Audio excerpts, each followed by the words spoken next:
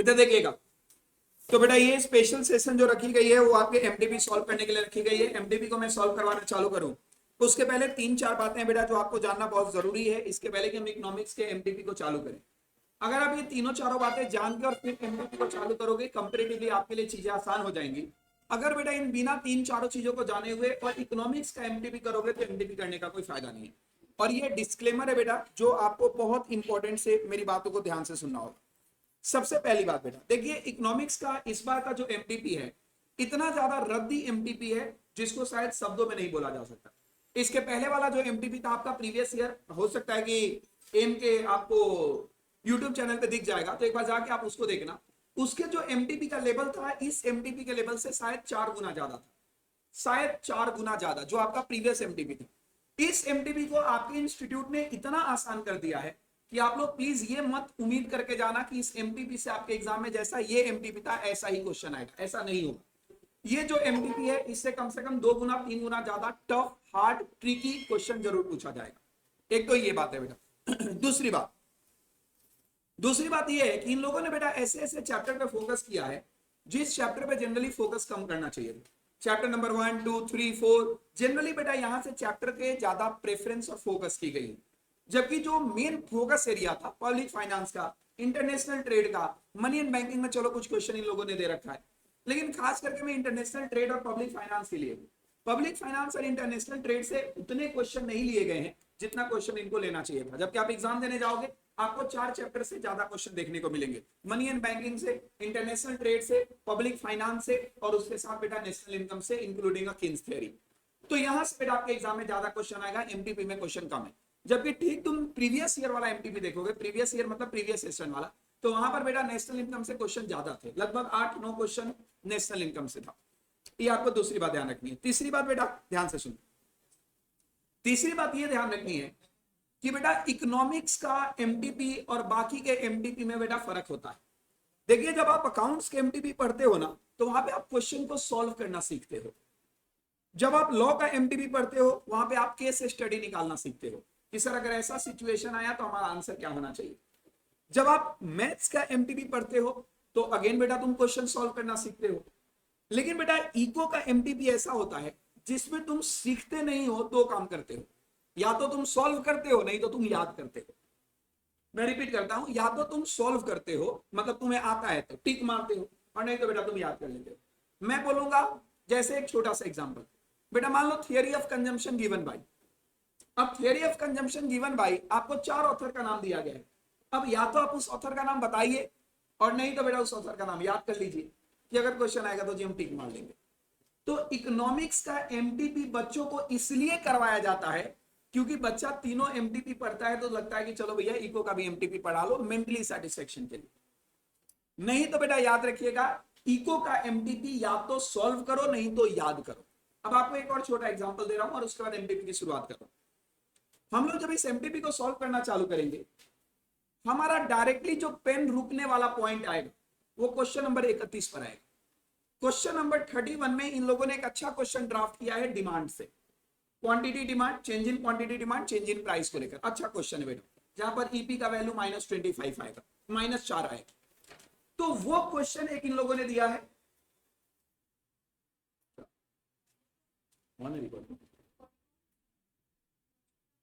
क्या वर्चुअल काम ऑन है तो आपने रिकॉर्डिंग ऑन करने के लिए बोला था। हाँ जी, तो मैंने पहली बात ये बताई एमटीपी सॉल्व करने के लिए कि देख बेटा इस बार का एमटीपी जो है वो उतना ज्यादा ट्रिकी नहीं है जितना आपका प्रीवियस ईयर वाला एमटीपी, प्रीवियस सेशन वाला एमटीपी था। दूसरी बात मैंने ये बताई थी कि यहां पर जब आप एमटीपी करोगे तो एमटीपी में या तो तुम सॉल्व करो क्वेश्चन नहीं तो बेटा तुम उसको क्या करो, याद करो। इसमें बाकी सारे सब्जेक्ट के एमटीपी की तरह आपको कोई नई कॉन्सेप्ट अंडरस्टैंडिंग नहीं देखने को मिलेगा। और उसका मैंने बोला था कि जब आप क्वेश्चन को सॉल्व करना चालू करोगे क्वेश्चन नंबर 1 से ऑनवर्ड्स, तो आप देखोगे कि क्वेश्चन नंबर 31-32 पर जाएंगे तो हमारा पेन रुकेगा। और नहीं तो इन लोगों ने प्योर थियोरेटिकल एमटीपी की ड्राफ्टिंग की है, प्योर थियोरेटिकल।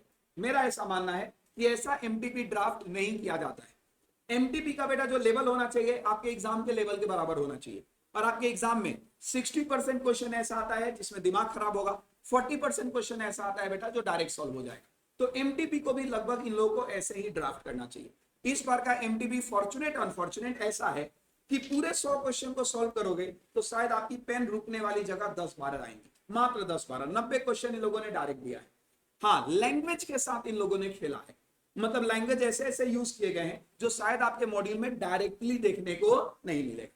क्या बात क्लियर है? ये एमटीपी बेटा 2 पार्ट में डिवाइड किया गया है। आज आपका पार्ट 1 एमटीपी है और बेटा हम लोग नेक्स्ट क्लास में करेंगे इसका पार्ट 2। आपका टाइम अलॉट किया गया है 1:30 तक अप्रोक्सीमेटली। वहां तक बेटा हम लोग कम से कम क्योंकि बेटा पहला शॉर्ट है तो हम लोग कम से कम 35 से 40 क्वेश्चन पे जाने की कोशिश करेंगे। कितना बोलो बेटा?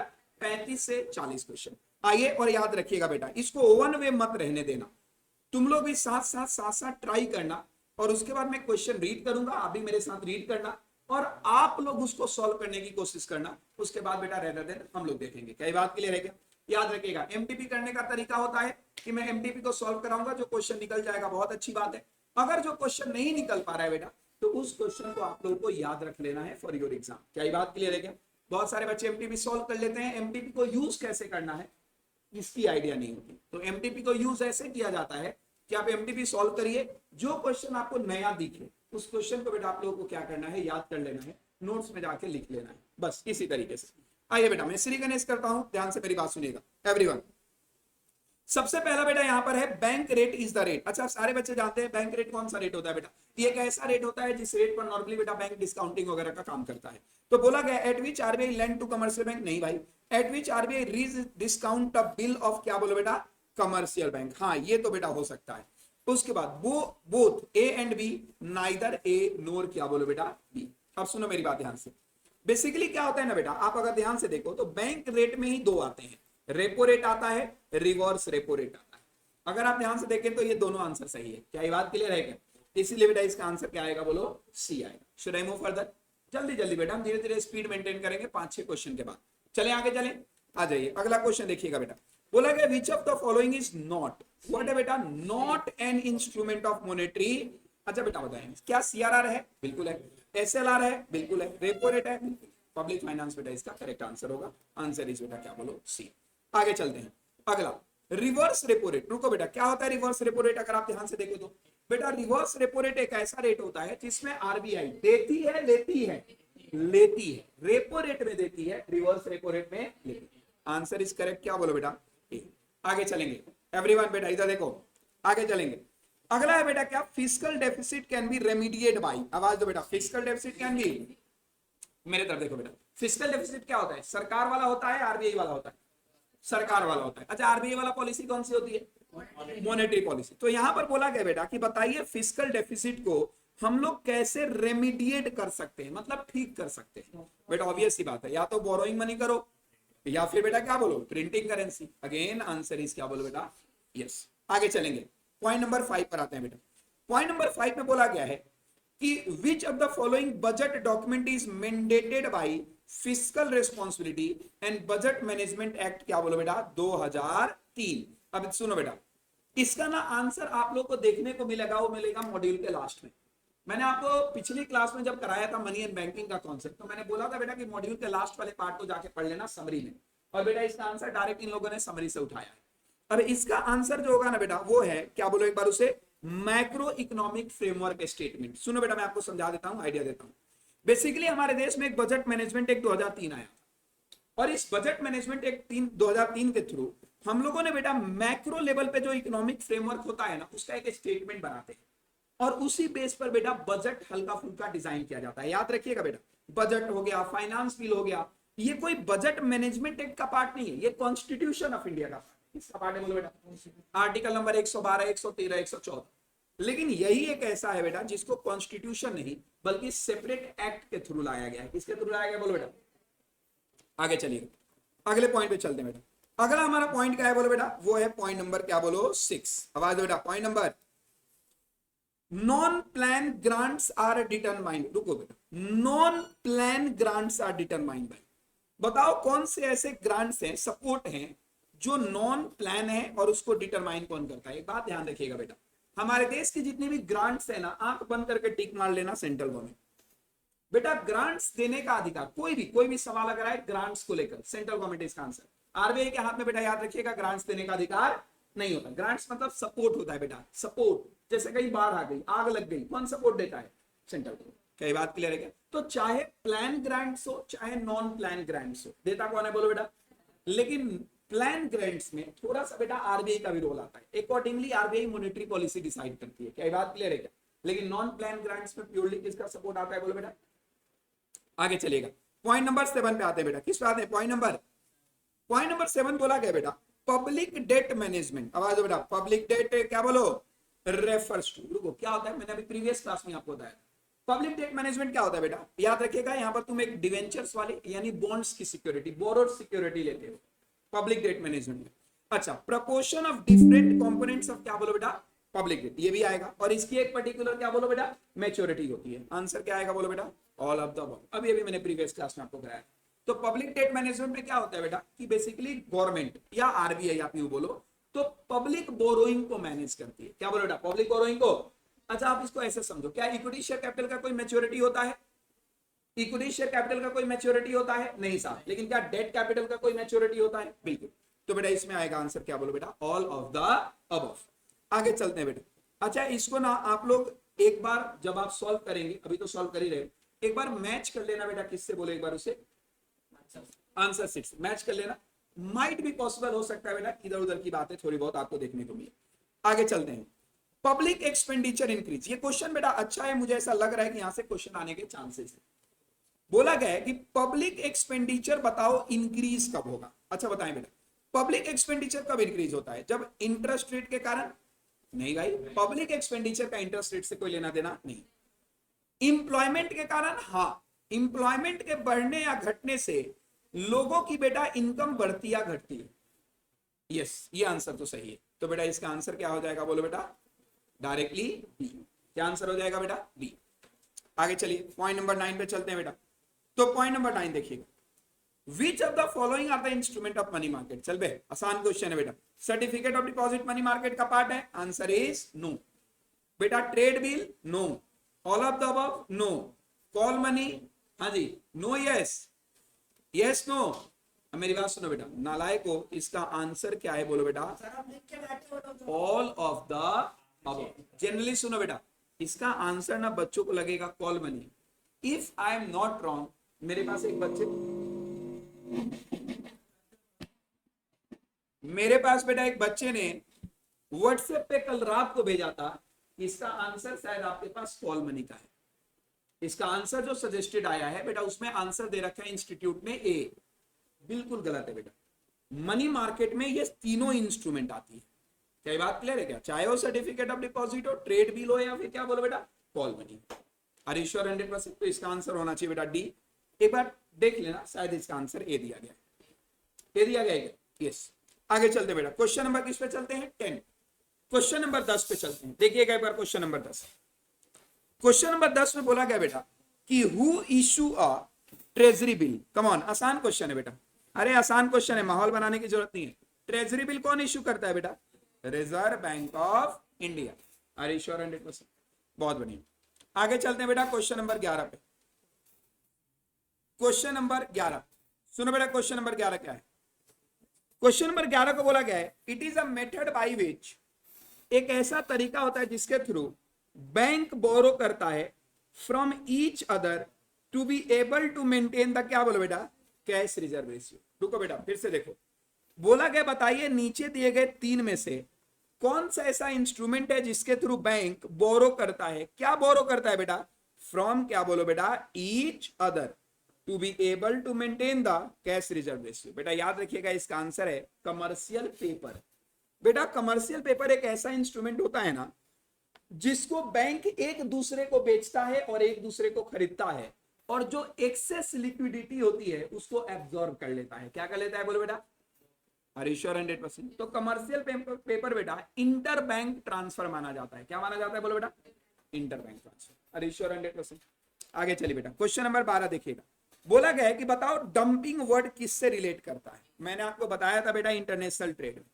जल्दी से बोलेंगे, डंपिंग किससे रिलेट करता है बेटा? तो याद रखिएगा, जब भी आप डंपिंग वर्ड, मैंने कब बोला था? मैंने चाइना का एग्जांपल दिया था कि चाइना बेटा जब भी कोई सामान बिलो द कॉस्ट बेचना चालू कर दे, भारत उसके ऊपर एंटी डंपिंग ड्यूटी लगा देता है। तुम जितने से सामान को सस्ता कर रहे हो, मैं उतने से सामान को महंगा कर दूं। आंसर बेटा साफ साफ दिख रहा है, expensive goods are best being sold at, क्या बोलो बेटा, लो प्राइस। इसी के लिए वर्ड यूज किया जाता है dumping. Should I move further? चले बेटा आगे, आगे चलते हैं। क्वेश्चन नंबर 13 पे आते हैं बेटा। क्वेश्चन नंबर 13, क्वेश्चन नंबर 13 क्या है बेटा, ध्यान से सुनिए। बोला गया है कि money cost is considered by, रुको, क्या बोलो बेटा, मनी कॉस्ट कंसीडर्ड बाई। आप लोगों को मैंने एक कॉन्सेप्ट कराया था, न्यू ट्रेड थियरी, याद आया था? याद आया बेटा, न्यू ट्रेड थियरी का कॉन्सेप्ट है। और न्यू ट्रेड थियरी एंटिटी जब मैंने कराया था, वहां पर मैंने आपको बताया था मनी कॉस्ट के बारे में। किसके बारे में बताया था बेटा, बोलो? आप अगर देखो, यही बात, यही फायदा होता है बेटा इकोनॉमिक्स के एमटीपी सॉल्व करने से। अगर आपको याद नहीं आ रहा है ना, कोई फर्क नहीं पड़ता, आप ये याद कर लो कि जी मनी कॉस्ट जो है वो किसका पार्ट बनता है, बोलो बेटा, new trade theory, entity theory बेटा, एंटिटी थियरी का ये पार्ट बनता है। Are you sure 100%? क्या बेटा? अरे 13 छूट गया बेटा, इधर देखो। Question number 13, margin for currency long term, आवाज बेटा, मार्जिन फॉर करेंसी क्या बोलो, must be written with the, क्या बोलो बेटा, must be written with the repository by, रुको, बोला गया margin for currency long term must be, क्या बोलो बेटा, रिटेन बाई। एक बात बताओ बेटा, चाहे बायर हो चाहे सेलर हो, क्या दोनों के लिए बेटा लॉन्ग टर्म में मनी रिटेन करके रखना जरूरी है क्या? Answer is yes. तो आंसर होगा बेटा, क्या बोलो, सी। Are you sure 100%? आगे चलते हैं बेटा, मनी कॉस्ट, बोलो बेटा, क्या बोलो, मनी कॉस्ट। तो याद रखिएगा बेटा, इसका आंसर क्या होगा, न्यू ट्रेड थियरी।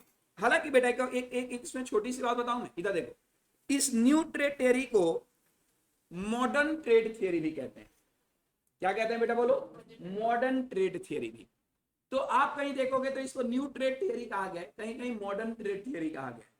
आप एक बार इंस्टीट्यूट के वेब मॉड्यूल में जाके देख लेना कि वहां पर मॉडर्न थ्योरी ऑफ ट्रेड लिखा है या फिर क्या बोलो बेटा, न्यू ट्रेड। मेरा मानना ऐसा है कि शायद मॉडर्न ट्रेड थियरी लिखा होगा, एक्चुअल नाम इसका बेटा यही है। तो अगर कोई मॉडर्न लिखा गया, यस, तो अगर ऐसा कुछ बेटा क्वेश्चन है तो आप लोग मॉडर्न याद रखिएगा, न्यू याद मत रखिएगा। लेकिन मॉडर्न ट्रेड थियरी को बेटा न्यू ट्रेड थियरी भी कहते हैं। केवल दो तरीके की थियरी आई है, बिफोर और आफ्टर। आफ्टर वाले को मॉडर्न, बिफोर वाले को बेटा ओल्ड कहते हैं। इधर देखिएगा, आगे चलते हैं, इधर देखो बेटा। अब हम आते हैं बेटा क्वेश्चन नंबर किस पे, 15 पे। और ये अभी अभी हम लोगों ने इंटरनेशनल ट्रेड में बेटा इसको खत्म किया था। कहां पे खत्म किया था, बोलो? इंटरनेशनल ट्रेड में आप याद करो, मैंने आपको एक हेक्सेर ओलिन थ्योरी मैंने बताई थी। क्या बताई थी? आपको याद आ रहा है क्या, कि तुम जिसमें बेस्ट हो वही मैन्युफैक्चरिंग करो। दूसरा थ्योरी था बेटा कि तुम जिसमें बेस्ट हो उतना नहीं हो, बट फिर भी रिलेटिवली भी अगर हो तो करो, बताया था हेक्सेर ओलिन थ्योरी। बेटा याद रखिएगा, ये जो फैक्टर अबेंडेंस है बेसिकली ये हेक्सेर ओलिन थ्योरी का कॉन्सेप्ट है। किसका है बोलो बेटा? मैंने हेक्सेर ओलिन थ्योरी में बकायदा हाईलाइट ये वर्ड कराया था, दैट इज क्या बोलो बेटा, फैक्टर अबेंडेंस। यस, आगे चलते हैं बेटा। क्वेश्चन नंबर किस पे बोलिए, 16 पे। क्वेश्चन नंबर 16 आसान क्वेश्चन है बेटा, हालांकि याद करना है। मैंने याद करो बेटा, दोहा एजेंडा बताया था, ट्रेड नेगोशिएशन, उरुग्वे राउंड, दोहा राउंड, अरे कराया था क्या? उसमें बेटा मैंने आपको बताया था कि बताइए मोस्ट कंट्रोवर्शियल टॉपिक दोहा एजेंडा का क्या था, मोस्ट कंट्रोवर्शियल। तो क्या कहते हैं बेटा, एक बात बताइए, मैंने आपको एक लाइन बताई थी सीधे कि बेटा जो दोहा राउंड है ना, मैंने, आप याद कर लोगे मेरे वर्ड को, मैंने बोला था ये एग्रीकल्चर सेक्टर से रिलेट करता है। मेरे पास अभी इंटरनेशनल ट्रेड का बेटा एक शॉर्ट वाला थियरी भी है, मैंने आपको ये लिखवाया था, ये देखो। अब इसमें बेटा ये पॉइंट है नहीं है, मैंने किताब से आपको लिखवाया था, लेकिन अगर आप फिर भी यहां पर देखेंगे तो ये देखो, ये देखो बेटा, मैंने हाईलाइट यही कराया था, दोहा राउंड, और मैंने बोला था डेवलपमेंट फोकस, मैंने बोला था ना एग्रीकल्चर, ये प्रॉपर हाईलाइट करके लिखवाया था। कई बात क्लियर है क्या? मैंने आपको एक बात बोली थी बेटा कि इंटरनेशनल ट्रेड तुम्हारे मॉड्यूल में अगर तुम देखोगे तो बेटा लगभग 24-25 पेज में दिया गया, जबकि इंटरनेशनल ट्रेड का कोई भी क्वेश्चन मात्र बेटा इस 7 पेज से सॉल्व हो जाएगा। बताया था बेटा ये भाई। जैसे अभी डंपिंग वाला पॉइंट आपने देखा था, क्या मैंने डंपिंग का भी पॉइंट आपको कराया था? इधर देखो बेटा, अरे डंपिंग का कराया था क्या? देखो यहां पर कहीं डंपिंग आपको दिख जाएगा, मन की आंखों से देखोगे दिख जाएगा। देखो बेटा, मन की आंखों से दिखा कहीं आपको? नहीं दिखा? दिखेगा बेटा, दिखेगा। ये देखो पॉइंट नंबर एन को, देखो एन को, point number N, anti dumping duty, good sold below क्या बोलो, और मैंने एग्जांपल किसका दिया था? चाइनीज का दिया था। तो इंटरनेशनल ट्रेड का कोई भी क्वेश्चन हो मैं 7 पेज से सॉल्व करवा दूंगा, ये मैंने वर्ड आपको बोला। और बी ऑन दैट, कोई भी क्वेश्चन आएगा 7 पेज से बेटा सॉल्व हो जाएगा। और तुम्हारे मॉड्यूल में इसको 25-30, मतलब मुझे लगता है शायद 20-25 पेज में तो बेटा जरूर दिया गया होगा ये पूरा chapter. Back to the concept, back to the concept. अब अभी बेटा मैं क्रॉस रेफरेंस आपको नहीं करा रहा, मैं डायरेक्टली मुद्दे की बात कर रहा हूं। आ जाइए इधर देखो बेटा, चलते हैं आगे। बोला गया है हेजिंग इज इंडिकेटेड बाय, रुको, क्या होता है बेटा हेजिंग का मतलब? हेजिंग मतलब क्या होता है? इधर देखो, आपने सस्ता माल उठाया महंगे में बेच दिया, हेजिंग है। या फिर आपको एक जगह नुकसान हो रहा है, आपने एक जगह प्रॉफिटेबल कॉन्ट्रैक्ट कर लिया, 4 रुपए का नुकसान, इधर 2 रुपए का प्रॉफिट कमा लिया, 4 रुपए का नुकसान माइनस हो गया, 2 रुपया बच गया, बेटा इसको हेजिंग कहते हैं। क्या कहते हैं बोलो बेटा? बोला गया है कि hedging is indicated by transaction in amount घंटा, प्रेजेंटेशन इन डॉक्यूमेंट्री सपोर्ट घंटा, फ्रीक्वेंसी ऑफ, भाई क्या क्या बोले जा रहा है? आंसर क्या होगा बेटा बोलो? None of the, yes. आगे चले क्या बेटा? क्वेश्चन नंबर 18 पे बोले जल्दी, क्वेश्चन नंबर, आइए। बोला गया बेटा इन लॉन्ग रन, अगर लॉन्ग रन में देखा जाए, किस में देखा जाए बोलो बेटा? तो dash affect the exchange rate, रुको रुको, एक्सचेंज रेट को क्या क्या अफेक्ट करता है बोलेंगे? क्या एक्सचेंज रेट को बेटा ऑड अमाउंट अफेक्ट करता है? नहीं, ट्रांजेक्शन अफेक्ट करता है। ट्रांजेक्शन इन ऑड अमाउंट बेटा अफेक्ट नहीं करता। आगे, presentation in documentary support frequency of such transaction, चल बे, इसका भी आंसर क्या है बेटा बोलो? None of the above. आप याद करो एक्सचेंज रेट के अफेक्शन का मैंने बताया था बेटा, एक्सचेंज रेट किस चीज से इन्फ्लुएंस होता है। चले आगे, चले क्या? आ जाए बेटा, क्वेश्चन नंबर क्या है बोलो वाला? Question number 19। बोला गया India's foreign exchange rate system is, बोलो बेटा, ये तो तुमने 12th में पढ़ा होगा, कौन सा है बोलो? फिक्स। बहुत बढ़िया, फिक्स्ड है बेटा। अबे नालायक, मैनेज फ्लोट है। नॉर्मली क्या कर दिया जाता है बोलो बेटा? फ्री। लेकिन जब पानी सर के ऊपर चला जाए, सरकार बेटा इंटरवेन करके उसको रेगुलेट करती है। बताया था बेटा ये पॉइंट। आगे चलो, विच of the following measure of money supply, चलो ये बता दो बेटा, नहीं तो शर्म से आंखें लाल हो जाएंगी। Which of the following measure of money supply is known as a broad money? बेटा सबसे ज्यादा ब्रॉड मनी कहां पर रखा गया है? क्या कहते हो बेटा? ब्रॉड मनी, ब्रॉड, M4, हाँ जी M4। अच्छा याद करो, मैंने आपको एक वर्ड बोला था कि बेटा M1, M2, M3 और M4, आप नीचे की तरफ आते जाओ लिक्विडिटी कम होती जाएगी, लेकिन ऊपर की तरफ जाते जाओ तो लिक्विडिटी। लेकिन देखो बेटा, यहां पर बात लिक्विडिटी की नहीं हो रही है, यहां पर बात हो रही है मनी ब्रॉड कहां पर। बेटा याद रखिएगा, इसका मनी ब्रॉड आंसर आएगा M3। आप बोलोगे सर M4 भी तो आएगा, नहीं बेटा, M4 में याद करो एक्सक्लूड करते हैं हम लोग पोस्ट वाले डेट को। अरे भाई करते हैं नहीं करते हैं? फॉर्म ऑफ मनी आपने पढ़ा है क्या? फॉर्म ऑफ मनी करते हैं ना बेटा, उसमें हम नेशनल सेविंग स्कीम को M4 से माइनस करते हैं, लेकिन क्या M3 से माइनस करते हैं क्या? नहीं साहब। तो इसका ब्रॉड मनी क्या आएगा बोलो बेटा? यस, मूविंग फर्दर, आ जाओ बेटा। क्वेश्चन नंबर 21 एक बार रीड करना बेटा सारे बच्चे। क्वेश्चन नंबर बेटा 21, which one of is not true? बोले तो बेटा आपको फॉल्स ढूंढना है, गलत क्या है मार्केट स्टेबलाइजेशन स्कीम को लेकर। अच्छा पहले तो MSS होता क्या है? मार्केट स्टेबलाइजेशन, जहां पर रिजर्व बैंक ऑफ इंडिया बेटा क्या करती है? मार्केट स्टेबलाइज करती है मॉनेटरी पॉलिसी को चेंज करके। जैसे बेटा लोगों के पास पैसा ज्यादा है, RBI ने किसी तरीके से पैसे ले लिए, कमर्शियल बैंक के पास पैसा ज्यादा है, लोन ज्यादा दे रही है, जी डेट इश्यू कर दो और कमर्शियल बैंक के पैसे को अपने पास ले लो। बैंक के पास पैसा कम रहेगा, जिसके कारण बेटा बैंक लोन भी कम दे। इसको मार्केट स्टेबलाइजेशन स्कीम कहते हैं। बोला गया कि बताइए इसमें से MSS को लेकर क्या गलत है? गलत ढूंढना है बेटा आपको। क्या कहते हो? ये एब्जॉर्ब करता है सरप्लस लिक्विडिटी, भाई बिल्कुल सही बात है। ये एब्जॉर्ब करता है surplus liquidity through sale of short dated government, बिल्कुल सही बात है। मोबिलाइज करता है सरप्लस लिक्विडिटी, भैया ये भी सही बात है। तो जी इसका आंसर क्या है? MSS account liquidity can be used for normal, ना ना ना, गवर्नमेंट एक्सपेंडिचर के लिए बेटा एमएसएस को यूज नहीं किया। लॉक करें क्या? Are you sure? आ जाओ बेटा। मैं क्वेश्चन नंबर 22 को नहीं करवा रहा क्योंकि बेटा शर्म नाम की भी चीज है। क्या कहते हो? क्या शर्म नाम की चीज है? बिजनेस इकोनॉमिक्स इज, क्या कहते हो बेटा? ये भी है, ये भी है। एक मैं आपको ट्रिक बताता हूं, तुम कभी देखना, हालांकि ये सब फॉलो मत करना, लेकिन तुम देखना 100 में से अगर 100 जगह मान लो ऑल ऑफ द अबव दिया गया है, 99 जगह all of the above answer हो। तुम कभी ट्राई करना। नॉन ऑफ दिस में मैंने ऐसा कभी कंपेयर नहीं किया तो मुझे आइडिया नहीं, लेकिन ऑल ऑफ द अबव में तो बेटा ये जरूर है, 100 में से 99 जगह all of the above answer होगा अगर all of the above option है। आइए क्वेश्चन नंबर 23 बेटा। In the free market economy allocation of resources is, सब छोटे छोटे सवाल है बेटा, सब छोटे छोटे। बोला गया फ्री मार्केट इकोनॉमी में बताइए रिसोर्स का एलोकेशन कैसे होता है। अरे भाई कंज्यूमर प्रेफरेंस के हिसाब से होता है। बोलो हाँ है ना? किसके हिसाब से होता है बेटा? सरकार जब रिसोर्स को एलोकेट करती है कैसे करती है बेटा? Consumer preference. जिस तरीके का कंज्यूमर रिसोर्स एलोकेशन बेटा उसी तरीके का होगा। एग्री करोगे क्या? बोलो हाँ है ना? आगे चलो बेटा। इसके बाद आते हैं क्वेश्चन नंबर 24 पर बेटा।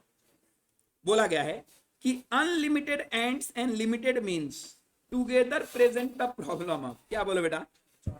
बेटा याद रखिएगा चॉइस को ही एंड और लिमिटेड, ये दोनों वर्ड किससे रिलेटेड है? बोलो बेटा चॉइस। ह्यूमन वांट्स आर क्या बोलो बेटा? अनलिमिटेड, लेकिन रिसोर्सेस आर लिमिटेड।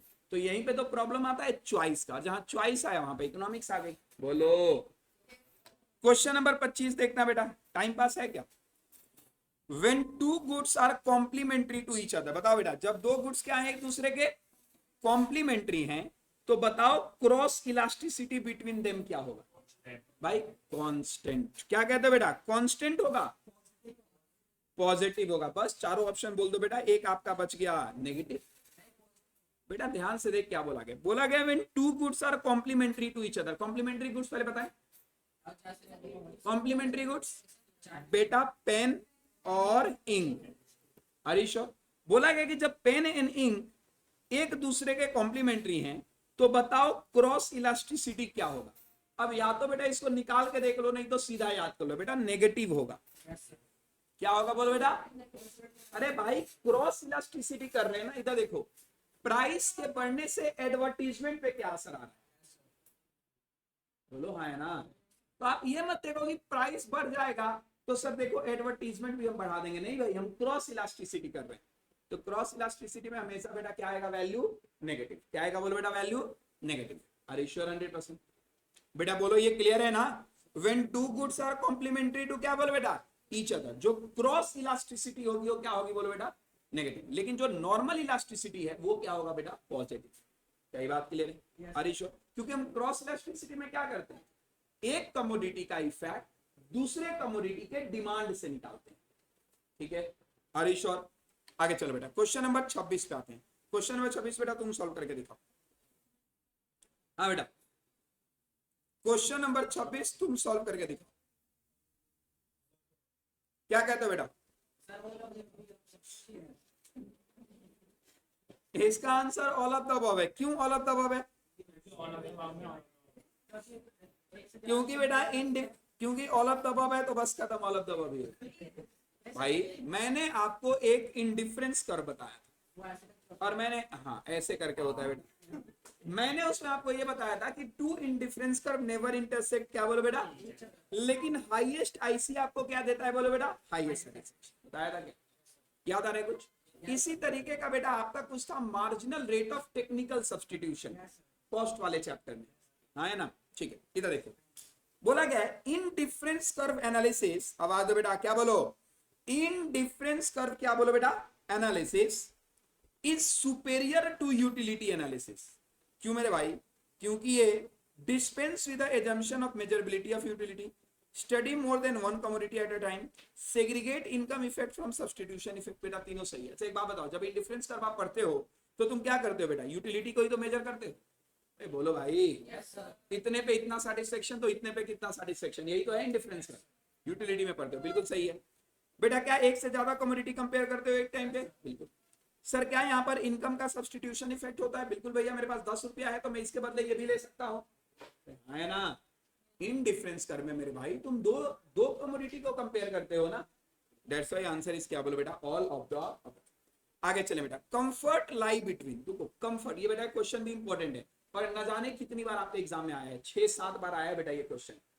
कंफर्ट कहां होता है बेटा, कंफर्ट इंफेरियर गुड्स, अच्छा कंफर्ट लाई बिटवीन, मतलब ये एक गुड्स है ये एक गुड्स है, इसके बीच में कंफर्ट रहेगा।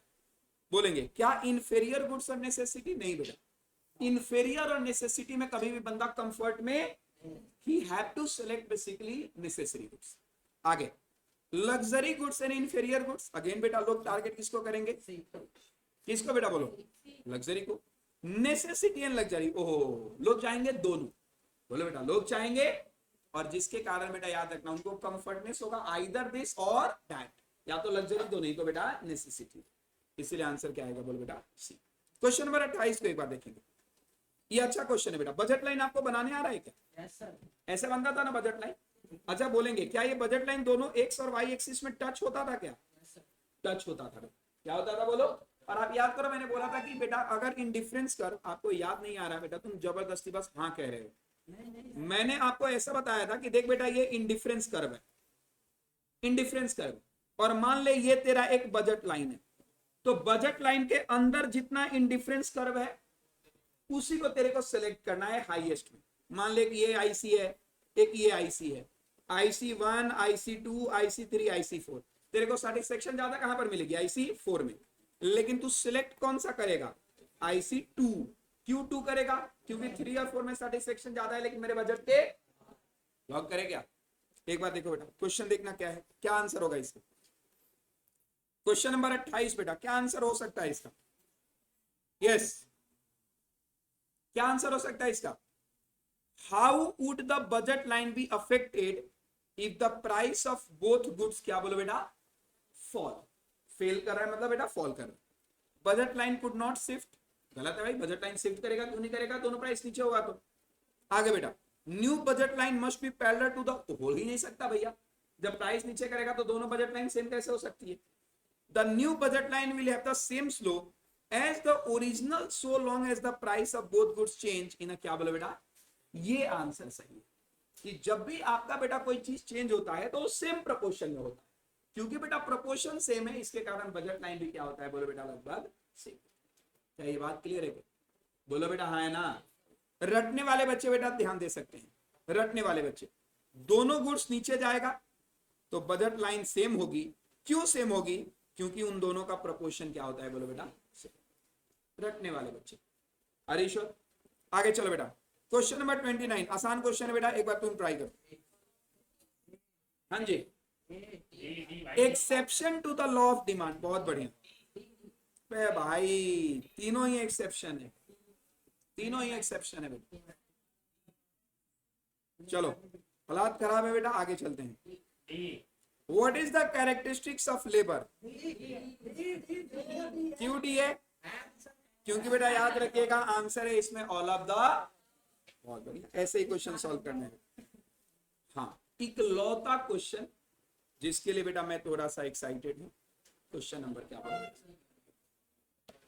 इसका आंसर 4 है, आंसर ट्राई 4 है, बहुत बढ़िया। एक बचा तो मेरे पास और भी बचा था, वो ईपी निकाल देता है इसमें से और कहता है ईपी -4 है ना सर, -4 तो यहाँ पर है नहीं इसलिए आंसर 4। मैंने बोला बेटा कि तेरे लिए अटेम्प्ट सितंबर नहीं है, तेरे लिए जनवरी है। नहीं नहीं सर वो सितंबर में तो हम जा रहे हैं, वो आप जा रहे हो लेकिन आओगे और फिर जाओगे जनवरी में। बेटा एक बार ट्राई करना इस क्वेश्चन को, ट्राई करो, नहीं होगा तो बेटा मैं सॉल्व करूंगा। आई अगेन रिपीट बेटा, ओनली ट्राई, नहीं भी हो रहा है कोई बात नहीं।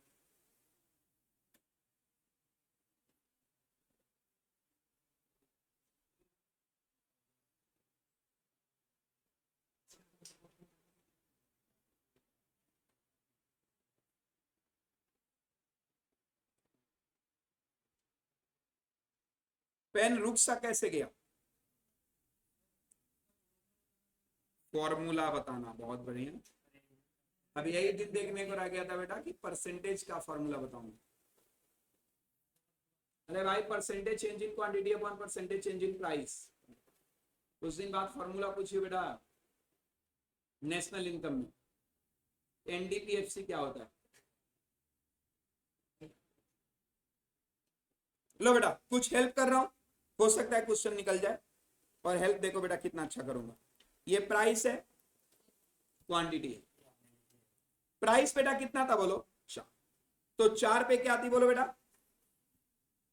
तो कितना प्राइस होगा अगर मुझे क्वांटिटी चाहिए बेटा 7? यही पूछ रहा है ना क्वेश्चन। अगर आप इसमें ध्यान से देखो तो बेटा EP, elasticity of price, -4। Elasticity of price क्या है बोलो बेटा? -4। अब तुम, अगर एक बच्चा इंटेलिजेंट होगा वो परसेंटेज चेंज इन क्वांटिटी भी निकाल लेगा। क्या निकलेगा बेटा? अरे 60 माइनस 80 अपॉन में क्या बोलो बेटा? 80 इंटू 100 करो, देखो कितना आ रहा है। 60 माइनस 80 अपॉन में 80 इंटू 100 3.75 कितना बेटा? ये कितना आ रहा है? अरे भाई इसका ये निकाल अभी।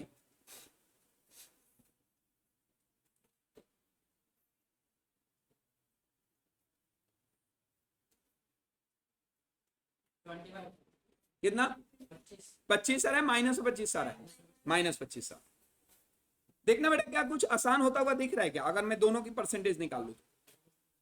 अब आप परसेंटेज चेंज इन प्राइस का फॉर्मूला लगाओ ना बेटा। परसेंटेज चेंज इन प्राइस का फॉर्मूला अगर आप लगाओगे, -25 आ गया है, अपॉन में क्या बोलो बेटा? Percentage change in price. बोलो परसेंटेज चेंज इन क्या है बोलो बेटा? तो आप यहां पर परसेंटेज पी का निकालना बेटा, वैल्यू कितना आ रहा है? हाँ बेटा कितना आ रहा है ये? 6 पॉइंट, आर यू श्योर? 6.25%।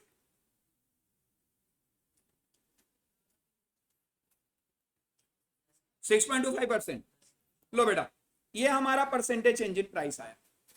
अब इसका मतलब क्या हुआ बेटा? अब ये क्वेश्चन मुझे सॉल्व होता हुआ दिख रहा है। क्या सॉल्व होता हुआ दिख रहा है? अरे भैया ये जो प्राइस आएगा, ये प्राइस क्या होगा? इसमें तुम ये वाले प्राइस को बेटा ऐड कर दो।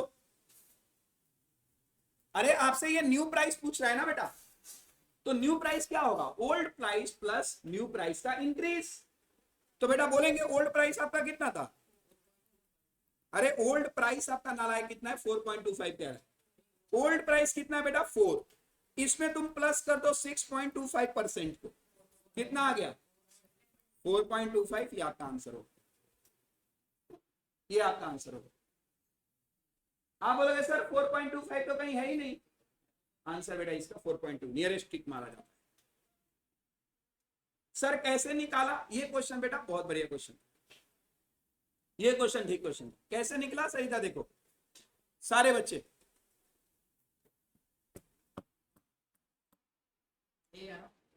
हो गया बेटा ये। अब मेरे तरफ देखो, वो कह रहा है इस प्राइस पर इस ये क्वांटिटी, इधर देख बेटा, इस प्राइस पर ये क्वांटिटी, तो इस क्वांटिटी पर कितना प्राइस, यही था ना। अब हमें बेटा जब भी ऐसे क्वेश्चन निकालने के लिए आए तो percentage change in price, percentage change in quantity तो निकाल ही दिया जाता है। परसेंटेज चेंज इन क्वांटिटी हमने निकाल दिया -25। प्राइस इलास्टिसिटी साफ साफ दिख रहा है -4। अरे भैया 4 से वैल्यू क्या होगा? -4 चला गया। बोलो हाँ है ना। अब बेटा हम क्या करेंगे जी? ईपी की वैल्यू 4 आ गई, तो आप परसेंटेज ईपी की वैल्यू, अगर ईपी का फॉर्मूला लगाओगे तो ऑब्वियस सी बात है ईपी का फॉर्मूला लगाएंगे बेटा तो हम -25 जो हमारा वैल्यू आया बेटा परसेंटेज चेंज इन क्वांटिटी, उसको ऊपर में लेंगे। -4 यहां पर परसेंटेज चेंज इन प्राइस यहां पर आ जाएगा। तो बेटा जब हम परसेंटेज चेंज इन प्राइस निकाल लेंगे 6.25, तो परसेंटेज चेंज क्या दिखाता है कि ओल्ड प्राइस कितने से चेंज हुआ, यही दिखाता है ना। ओल्ड प्राइस में 6.25 ऐड करो, आंसर आ जाएगा। लॉक करें पक्का बेटा? ये क्वेश्चन नहीं निकला, ये क्वेश्चन बेटा इकलौता आपका क्वेश्चन था जिसको मैं कह सकता हूं एमटीपी लाइक क्वेश्चन था। किसके लायक बेटा बोलो? अब आप अंदाजा ले सकते हो कि मैं क्यों पिछले वाले पेपर का एमटीपी की तारीफ कर रहा था। पिछला वाला जो एमटीपी है ना बेटा, उसके 90% क्वेश्चन इसी तरीके के थे। 90% क्वेश्चन, लगभग 55-60 क्वेश्चन प्रैक्टिकल थे और 30-35 क्वेश्चन बेटा मात्र और 40 क्वेश्चन आपके थियरी था। बहुत बढ़िया एमटीपी इन लोगों ने बनाया था बेटा पीछा वाला, और वो आई थिंक सो चैनल पे भी है बेटा एम इंस्टीट्यूट का, तुम जाके देख सकते हो, तुम्हें काम आएगा। याद रखिएगा क्वेश्चन के लिए बेटा तैयार रह के जाना, खास करके प्रैक्टिकल क्वेश्चन के लिए। चलिए आगे चलते हैं बेटा। अब ये फिर वो टाइम पास वाली बात आ जाती है। 32वां रह गया, नहीं रहने देंगे, आ जाओ बेटा। हाँ जी 32 को एक बार रीड करो बेटा। Vertical supply curve parallel to क्या बोलो बेटा वाई, ये याद करने के लिए मैंने दिया था, ये बेटा ये बात याद करने के लिए दिया था मैंने, क्या था ये देखेंगे। Vertical supply curve parallel to क्या बोलो बेटा Y axis implies that elasticity of supply is, क्या होता है बेटा बोलो। अरे वर्टिकल का मतलब इलास्टिसिटी क्या है, जीरो, कुछ भी चेंज होता रहे कोई फर्क नहीं। आ जाइए क्वेश्चन नंबर किस पे आते हैं बेटा 33, किस पे आते हैं 33, याद आया बेटा। ये इस तरीके का तुम लोग एक कर्व बनाते थे, याद आ रहा है। अब देखो यहां पर क्या बोला गया, in the third of 3 stage of production, इस लेवल की बात कर रहे हैं। इन अ थर्ड ऑफ क्या बोलो बेटा 3 क्या बोलो बेटा stage of production, marginal product curve है कहां पॉजिटिव, घंटा नेगेटिव है। Marginal product curve lies completely below the average पर, बिल्कुल बेटा जो आपका मार्जिनल प्रोडक्ट होता है वो बेसिकली बिलो देन होता है किसके, एवरेज। लॉक करें क्या, पक्का बेटा 100%, आर यू श्योर, ठीक है आ जाइए। Time element was conceived by, अब आ जाओ बेटा, टाइम एलिमेंट वॉज क्या बोलो, डायरेक्ट क्वेश्चन है बेटा, अल्फ्रेड मार्शल। कायदे से देखो बेटा, तो ये मुझे भी नहीं पता था, मैं जब क्वेश्चन को देख रहा था तो मैंने आंसर जाके देखा, क्योंकि बेटा ऑथर का डेफिनेशन अपन को याद करने का टाइम नहीं, इसने क्या बोला हमें क्या मतलब भाई, तो तुम इसको रट लेना एग्जाम के लिए। सिमिलरली आगे चल के एक क्वेश्चन आपको देखेगा साइकोलॉजिकल कंजम्पशन थियरी। अब साइकोलॉजिकल कंजम्पशन थियरी क्या है मुझे पता है, लेकिन किसने कहा मैंने याद नहीं किया, जरूरत ही नहीं याद करने की, आएगा क्वेश्चन बताऊंगा मैं आपको। आगे चलो बेटा आगे चलो।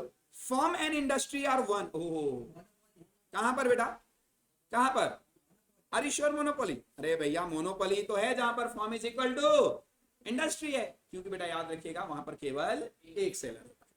बहुत बढ़िया, आगे चलो बेटा क्वेश्चन नंबर किस पे बोलो वाला 36। क्वेश्चन नंबर 36 एक बार पढ़ना, बोला गया है साफ साफ कि rational person does not act, आवाज दो बेटा, रेशनल पर्सन क्या बोलिए, डज नॉट एक्ट अनलेस, मैंने आपको एक बात बताई थी बेटा, मैंने आपको एक बात बताई थी, याद करो, प्रॉफिट, सुपर नॉर्मल प्रॉफिट बताया था क्या, लॉस बताया था ना। मैंने बोला था कि जब बात इस पे आ जाए ना कि मुझे धंधा करना है या नहीं करना, फिर आप उसमें मार्जिनल को पकड़ लें।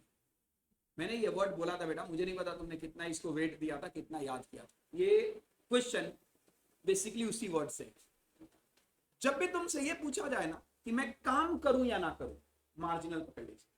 और जब आपका मार्जिनल प्रॉफिट बेटा ज्यादा हो ना मार्जिनल कॉस्ट से, तभी बेटा धंधा किया जाता है, नहीं तो धंधा, आप सोचो ना एक ऐसा बिजनेस ऑर्गेनाइजेशन जो पर यूनिट प्रॉफिट भी नहीं कमा पा रही है, ओवरऑल प्रॉफिट को गोली मारो पर यूनिट, भैया जब तुम पर यूनिट प्रॉफिट नहीं कमा पा रहे हो, धंधा कंटिन्यू करने का कोई मतलब, बोलो भाई धंधा कंटिन्यू करने का कोई मतलब नहीं। ठीक है आगे चलो बेटा, इसका आंसर बेटा ये है ना question number D, answer D, marginal benefit exceed marginal cost. Question number आ जाएंगे बेटा 37, किस पे आ जाएंगे बोल बेटा 37। आगे चलो, structure of cold drink industry in India, ये तो मुझे लगता है बेटा कि क्या कहते हो, मैं क्या नहीं लगता, सही क्वेश्चन, कितने बच्चे कह रहे हैं बेटा इसका आंसर होगा B, B monopolistic, okay oligopolistic. अच्छा सुनो, मोनोपोलिस्टिक मार्केट क्या होता है, एक से ज्यादा सेलर होते हैं, एक ही सेलर होता है, लेकिन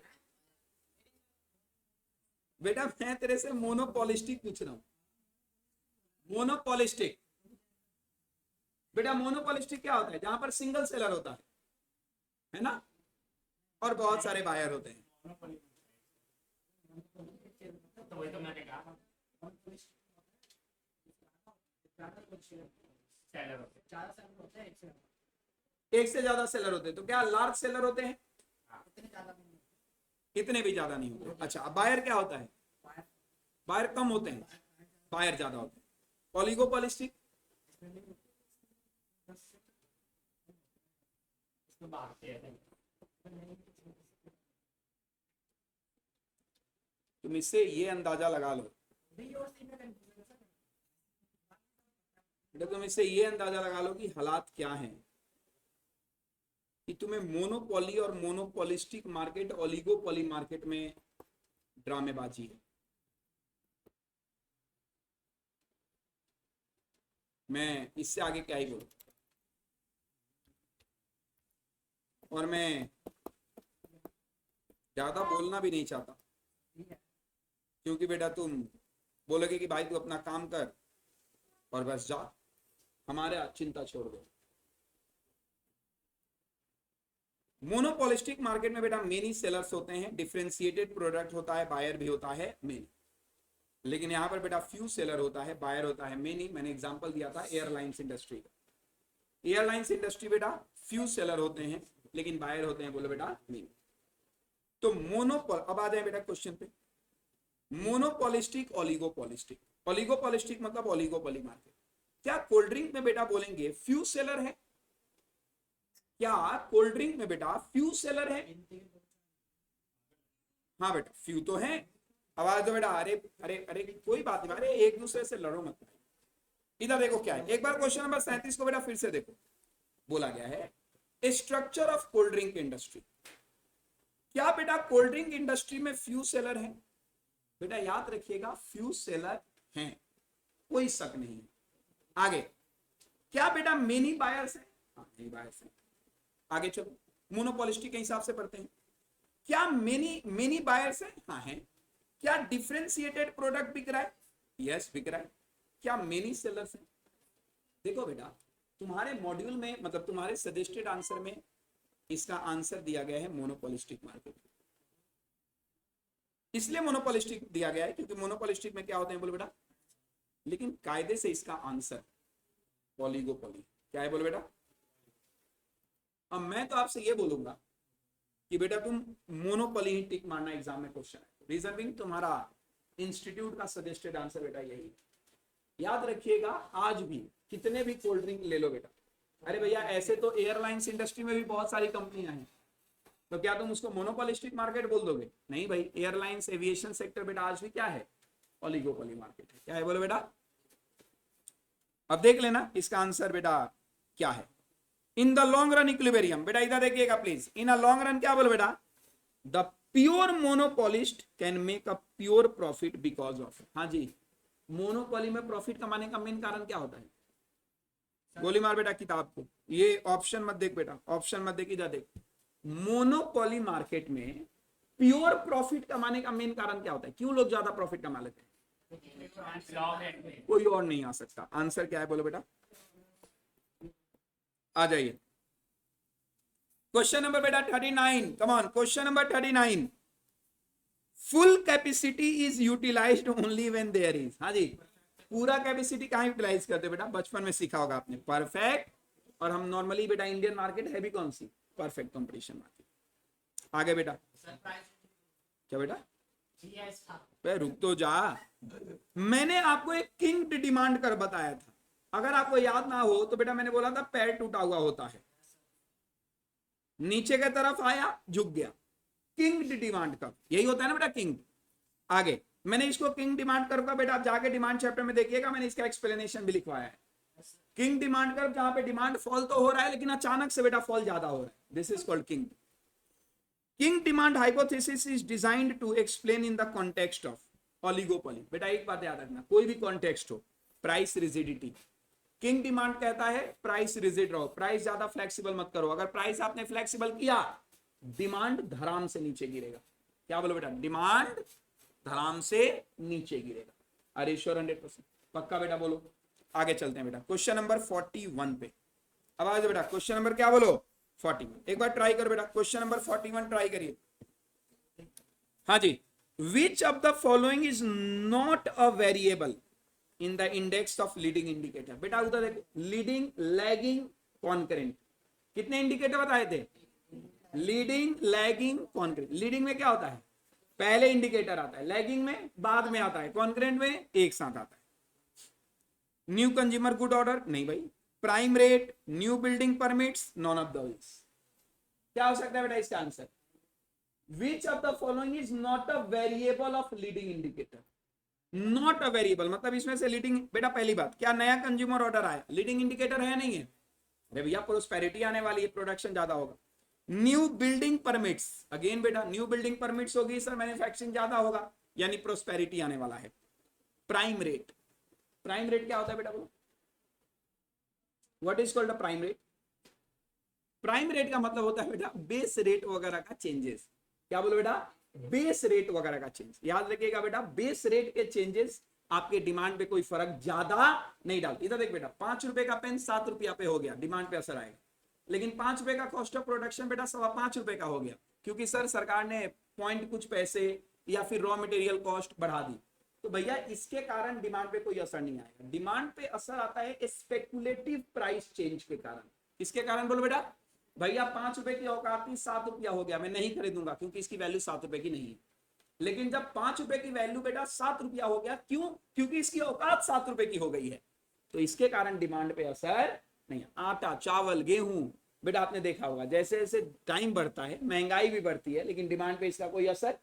लेकिन आज 10 रुपए का आटे बेटा अगर कल को जाके 15 रुपया हो गया, तो क्या इसका डिमांड पे असर आ जाएगा क्या? Answer is yes. लेकिन आज का आटा 10 रुपया 3 साल बाद 15 रुपए होता है, डिमांड पे असर आएगा क्या? क्योंकि प्राइम रेट पर फर्क पड़ेगा। आगे बेटा क्वेश्चन, टोटल 45 क्वेश्चन करते हैं बेटा। क्वेश्चन नंबर 42 एक बार देखिए। Question number 42, main thrust of new industrial. बेटा एक बात बताइए, न्यू इंडस्ट्रियल पॉलिसी काहे के लिए आया था? नालायकों, जब हम आजादी लिए थे तो हमारा गवर्नमेंट ओरिएंटेड सेक्टर था, और हमने न्यू पॉलिसी के थ्रू क्या किया? Private sector. आंसर बेटा इसका क्या है? Pump priming should be resorted at the time of, हाँ जी, पंप प्राइसिंग। मैंने बताया था पंप प्राइसिंग, जहां पर सरकार बेटा जबरदस्ती इकोनॉमी में लॉकडाउन, सरकार बेटा जबरदस्ती लोगों को लोन देने की तैयारी कर रही थी। याद रखिएगा बेटा, इसका आंसर क्या होगा? क्या होगा बेटा? सरकार अपने तरफ से इकोनॉमी में प्राइस पंप कब करती है? इन्फ्लेशन में, डिफ्लेशन में? डिफ्लेशन में बेटा। इन्फ्लेशन में तो ऑलरेडी महंगाई है क्योंकि लोगों के पास पैसा ज्यादा है। आंसर इसका होगा क्या बोलो बेटा? डिफ्लेशन। आगे देखेंगे क्वेश्चन नंबर 44। क्वेश्चन नंबर बेटा 44, expansion of government debt could result in. जब गवर्नमेंट का डेट बेटा बढ़ने लग जाए तो इससे सेविंग डिक्लाइन करती है? ऐसा नहीं है भाई।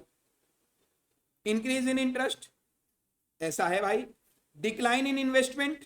ऐसा है भाई। आंसर होगा बेटा ऑल ऑफ द अबव। सुन लो बेटा, गवर्नमेंट का जब डेट बढ़ने लगे तो सरकार इसके कारण बेटा क्या डेफिसिट बजट निकालना चालू करेगी? लोगों के पास पैसे कम आएंगे? बोलो हाँ है ना। सेविंग कम होगी, उसके बाद बेटा क्या क्या क्या इंटरेस्ट, बैंकों का ब्याज रेट बढ़ जाएगा, और उसके बाद बेटा लोगों की इन्वेस्टमेंट डिक्लाइन होगी क्योंकि लोगों के पास पैसे नहीं बचेंगे। एक लास्ट क्वेश्चन बेटा, ये लो, साइकोलॉजिकल लॉ ऑफ क्या बोलो बेटा? कंजम्पशन। ये होता क्या है बेटा? ये कहता है कि जब लोगों का इनकम बढ़ेगा तो इन्वेस्टमेंट भी, बोलो बेटा, जब इनकम बढ़ेगा तो इन्वेस्टमेंट भी, जब इनकम कम होगा तो इन्वेस्टमेंट भी। लेकिन मेरा एक सवाल है बेटा, क्या ये दोनों सेम प्रोपोर्शन से होगा क्या? दोनों सेम प्रोपोर्शन से। किसने दिया था बेटा ये? फ्राइड, नालायक, किन्स ने दिया था। किसने दिया था? अब ये भी मुझे नहीं पता था बेटा किन्स ने दिया था। मैंने कहा ये साइकोलॉजिकल थियरम मुझे पता है, इसका प्रैक्टिकल क्वेश्चन भी पढ़ाया जाता है बेटा, जब आप बीएससी वगैरह में आते हो, थियरम में पढ़ाया जाता है। बीएससी साइंस वाले बच्चों को भी पढ़ाया जाता है, और इकोनॉमिक्स में तो बेटा है ही, बीए में। तो इसको जॉन कीन्स ने दिया था। किसने दिया था बोलो बेटा? John Keynes. नेक्स्ट क्लास में हम लोग बचे हुए आगे के 65 और हो जाएगा बेटा, हो जाएगा आसानी से। Thank you so much.